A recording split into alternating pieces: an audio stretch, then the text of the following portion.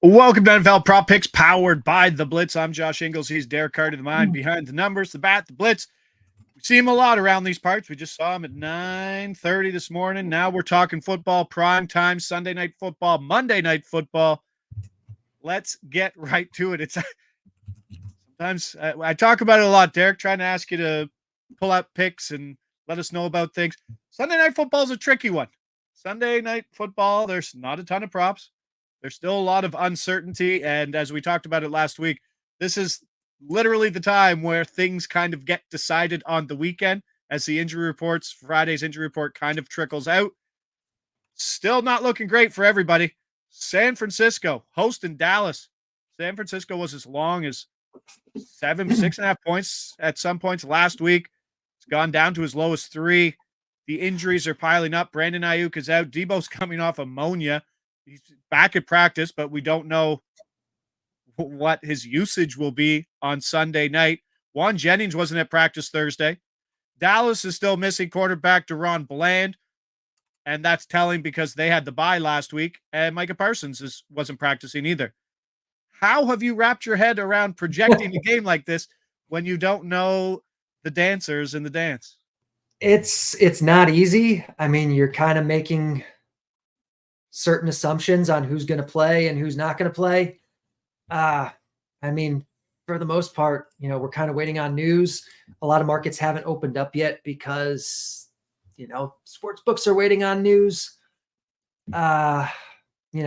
Just kind of guessing for now and waiting for stuff to come out to kind of figure out who's actually playing. One thing we do know, this Dallas offense has to pass the ball. It literally can't run the ball. It's still giving Ezekiel Elliott 5 to 8 carries at 3 yards per carry. Like, it's so bad, but you can set your watch to his 5 to 8 carries a game. Yeah.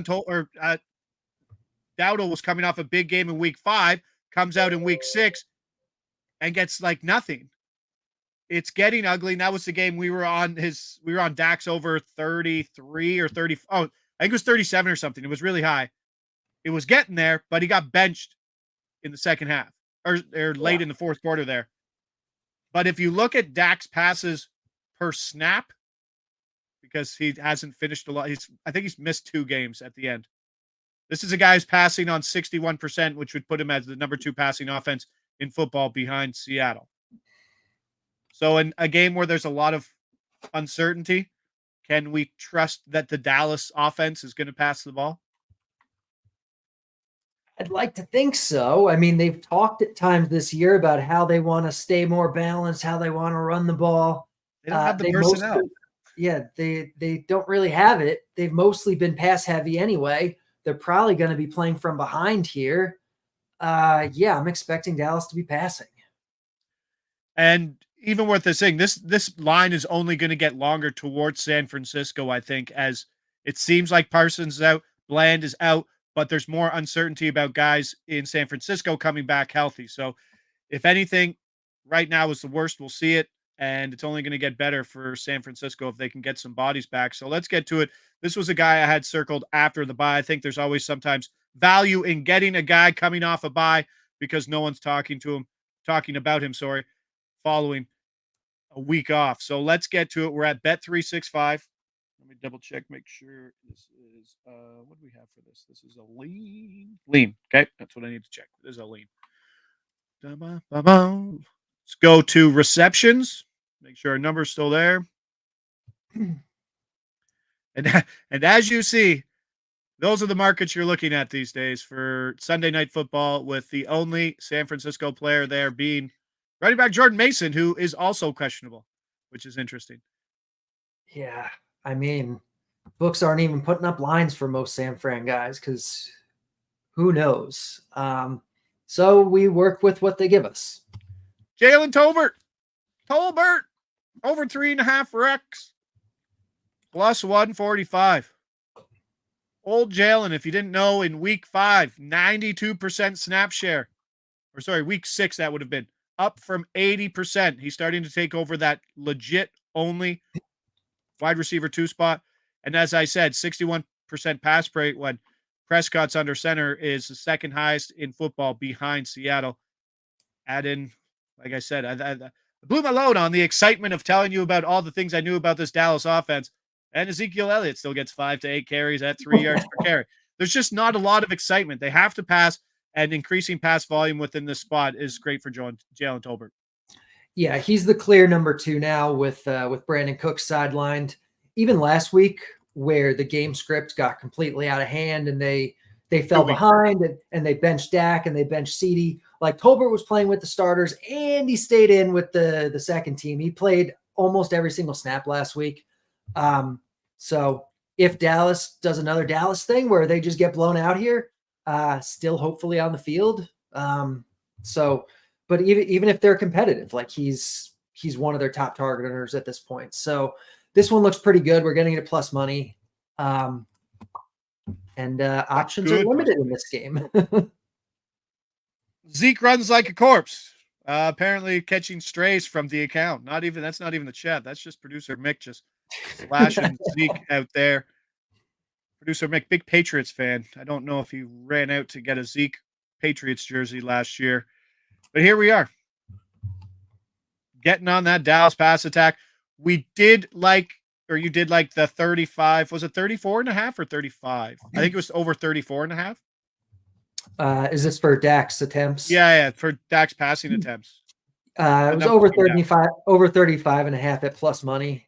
The 35. That was kind of book specific. Most books are like 34.5, like minus 120, which is fine too. But either way, it would be a lean. It's pretty wild to think that despite all the passing that Dallas has done and Dak Prescott has done, CeeDee Lamb has yet to get a 100-yard game this year. I know. His air yard share is down 10 points to like 24% from like 34 last year. It's pretty telling. Like, where are these yards coming from? And it's kind of just an aggregate of all the guys there, but it's nice to see that hopefully that role that Tolbert's taken out. There's a spot there where I don't know what is his receiving total, somewhere in the low 40s. If you can pull that up. I actually haven't looked at it. He's I know the 50s plus money. I was looking at the 50. Old Ryan Croaks is still hanging on to Dowdle shares in fantasy. Yeah. I know. I don't know what to say. I was on Dowdle in week 6. Heavy on him. His usage was terrible. Like, passing game wasn't even there. Maybe he ran the routes, but obviously wasn't getting targeted. So do like the Tolbert play on that side. And then we go to Monday night. Big Monday night. Daniel Jones versus Russell Wilson. Happy. Hey, at least it's not the Jets. It seems like we've had the Jets every week, but it seems like we've also got Pittsburgh every other week in prime time too. I feel like the Giants are every week in prime time. Like, what is happening? I don't know. There's a lot of teams we haven't seen in prime time, and there's a lot of teams we've seen too much in prime time so far. Monday night, Giants 6-point dogs at Pittsburgh. Are you kidding me? The Steelers somehow 6-point favorites. Can't steal this. This was not my idea. This was from Adam Chernoff's write-up.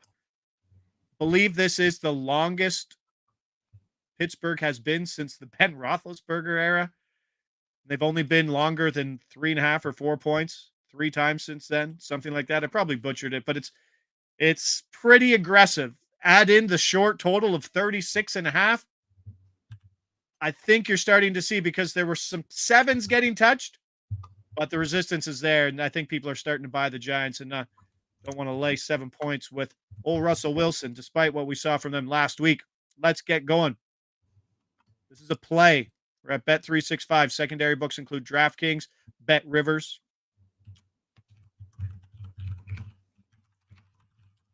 Did you get an extra point? Did we move it? Did I miss it? 170. 170 it is. Yep. Daniel Jones. Touchdownless. 0 passing touchdowns plus 170. Daniel Jones under 0.5 passing touchdowns plus 170. Where do you get the idea where to pull the trigger on something like this? I mean, a lot of people, especially recreational bettors, are like, maybe wouldn't be able to tell the difference between plus 170 and plus 145. Honestly, where's the buy point on this? Because it's obviously a play on price. Yeah, and it's really one of those things where you kind of need a good projection because it's not the type of thing you can eyeball and be like, okay, I think he's going to Seems like an under, yeah. Yeah. Like you need a probability. The Blitz says there's a 54% chance of going under here, and we're getting ridiculous plus money on it. The Giants have the lowest implied team total of any team this week, 15 points. Like they are basically projected to score 1 or maybe 2 touchdowns, and they don't necessarily have to be through the air. It's the slowest pace game of the week, so just total play volume, total number of drives is going to be driven down in this game. I like this a lot at 170, but I mean, even down to 140, I think you're still looking really good. Yahtzee says Giants blowout confirmed incoming. Wouldn't that be something? But I don't know. Any chance Jones rushing TD if he's not throwing one? There's always a I chance. mean, maybe I'd have to look at the odds on it, the same as anything else. But just in general, I think Giants touchdowns, I mean, the market seems to think they're going to be pretty scarce this week. There in the chat, if you got everything pulled up, I'm waiting for something to load here. Let me know what the projected Giants team total is. I'll try to bring it up after this one. We get another release here. So we got the under 0.5 TDs from Jones, and we're at Bet Rivers. Back to quarterback props too.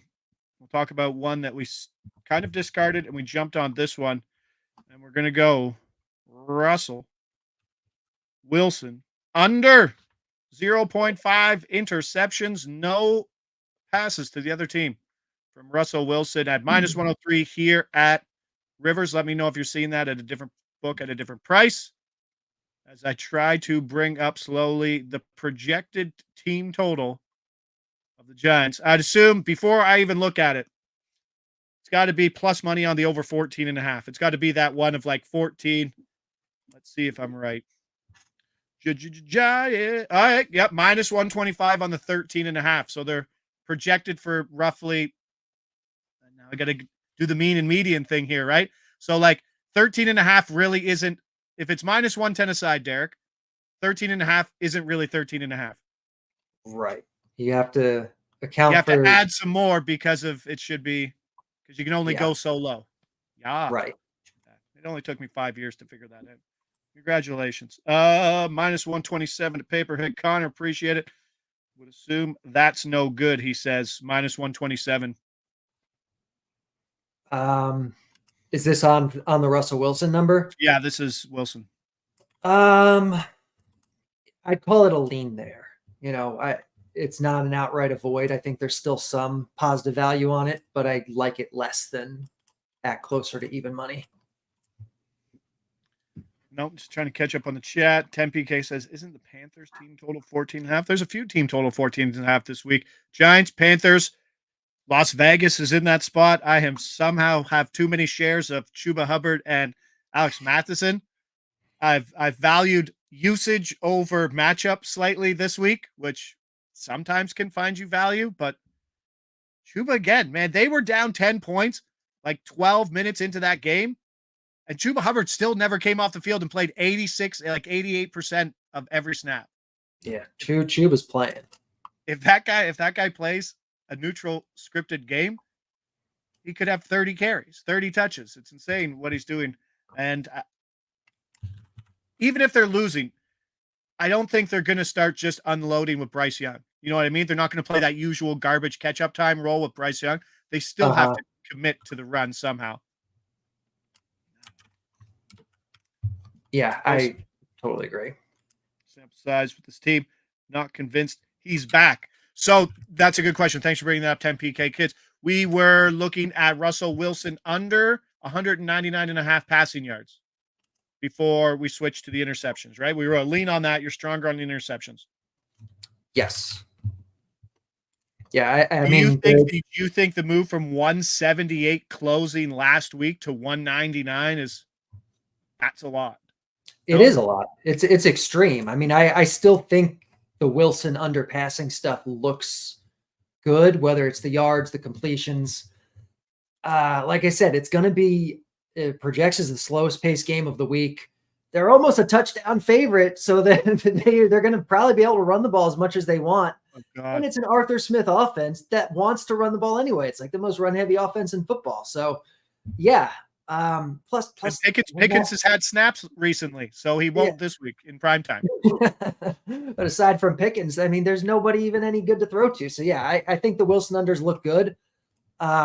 This interception one projected a little bit better once it popped up, but Wilson passing or yards, completions, unders, they looked pretty solid too. All right, tell me if this is a receiver on the Steelers. That's the game we quickly play. Calvin Austin. I'm confident in that one, right? Yes. Van Jefferson? Yes. Man, I'm done. There's no way I know anybody. Do you know any other receiver on that team? Yeah, they have what's the guy that was on Tampa Bay? He's got a funny name, Scotty Miller. Oh, he's got and wide receiver Roman Wilson, who's been up and down, inactive, getting no work. I know most of the team's depth charts because I kind of have to, but they're not good guys. They're not. Lynn Swan, thanks, Covers account. Appreciate it. How do we feel about Dak rushing attempts? I can pull that up unless you have it right there, Derek. Let me see if I can find it real quick. Let me know what your angle is on the rush attempts. Is it just because the Blitz is projecting not a lot of value there? Yeah, on either side. 2.2. The market's 2.5, even money to the over. There's not a lot of kneel down equity either, I would think, on the road versus San Francisco, who this might be, let's be honest, this is probably the lowest of the market's been on San Francisco all year, too. Oh, they said they just signed Andy Isabella. Are you talking about Pittsburgh? Oh, God. Yeah, coming to play with Russell Wilson. That's awesome. All right, let's finish up the Friday show. Those three things we got in there. Sunday night football. What about Mixon? Oh, now everybody's just throwing it. Mixon and Swift rush attempts. Mixon, right out of the gate, I'll tell you, Joe Mixon is going to run the ball 27 times. He's going to run the ball every time on 1st and 10. And Houston's going to wonder why they struggle because there's lots of more noise coming out of that offensive coordinator, Bobby Slowick, who they praised, but I think a lot of that praise had to do with the quarterback play. And let's be honest, Nico Collins is an absolute top 5 receiver in football. And without him, that offense is a lot different. But Mixon, what did I get Mixon last week? I bet Mixon last week at 15.5. There should be a slight increase. I would say the market should be at 16.5. Do you have it there at all, Derek? The Blitz has both of those guys that he asked about, Mixon and Swift, like right in line with the market.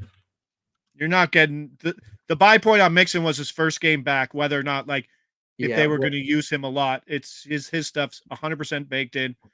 I think the edge on Mixon would be maybe betting his under, because when the betting media is talking about how predictable the Houston offense is, they might want to change things up. So there might be something within that where they try to get rid of it. 17.5. Whoa, that's big. That's up too. That's an aggressive move week to week. And DeAndre Swift, what's the word on Montgomery? Montgomery different teams now. Swift is on the Bears. Why am I so dumb? that reminds me of who's the dumb Detroit and Cleveland pitcher? Matthew Boyd. That reminds me of Matthew Boyd. Yeah, I've been on the ball all day today. Producer Mick saying, show for number 4. Josh, just wrap it up. You're fooling yourself. Appreciate everybody there in the chat. Happy hunting week 8. World Series tonight. Lots more hockey going. Big day in sports. Let's get going. The 3 plays there. Hit that like button on your way out if you haven't. We'll see you back here Wednesday for more primetime week 9 action. I'm Josh Ingles. He's Derek Carty. This is NFL Prop Picks powered by the Blitz. See you then.